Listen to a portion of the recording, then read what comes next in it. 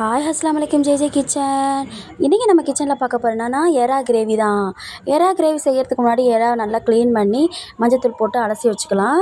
எப்போவுமே வந்துட்டு வெங்காயம் தக்காளி வதக்கி தான் செய்வோம். இன்றைக்கி டிஃப்ரெண்ட்டாக இருக்கணும்னு சொல்லிட்டு நான் இன்றைக்கி வந்து அரைச்சி எடுத்துக்கிட்டேன் ரெண்டையுமே. அதுக்கப்புறமா வந்துட்டு ஒரு கடாயை காய வச்சு கொஞ்சமாக எண்ணெய் ஊற்றிட்டு நல்லா வந்துட்டு நம்ம ப்ரானை வந்துட்டு ஃப்ரை பண்ணிக்கலாம். ஏன் ஃப்ரை பண்ணுறோம் அப்படின்னா அதில் ஒரு தண்ணி விடும், அதையும் பற்ற வச்சுட்டு அப்புறம் அது ஒரு வாசனை வரும். அந்த வாசனையில் தான் நம்ம பண்ணினா தான் டேஸ்ட் அதிகமாக கொடுக்கும்.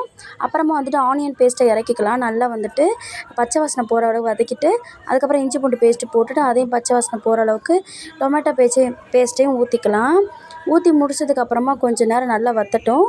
கொஞ்சமாக உப்பு போட்டுக்கலாம், மல்லித்தூள் போட்டுக்கலாம், குழம்புத்தூள் போட்டுக்கலாம். அப்புறமா வந்துட்டு காஷ்மீரி மிளகாத்தூள் போட்டுட்டு நல்லா வதக்கி விட்டுட்டு கொஞ்சம் நேரம் ஸ்லோ ஃப்ளேம்லேயே வச்சு நம்ம நல்லா வந்துட்டு வற்ற விடலாம். தண்ணியெல்லாம் வற்றினதுக்கப்புறமா இப்போ நம்ம கிரேவி செஞ்சு முடிச்சிட்டோம். இப்போ டிஃபன் பாக்ஸில் பருப்பானம் வச்சு நான் கிளறி வச்சுருக்கேன் சாதம்.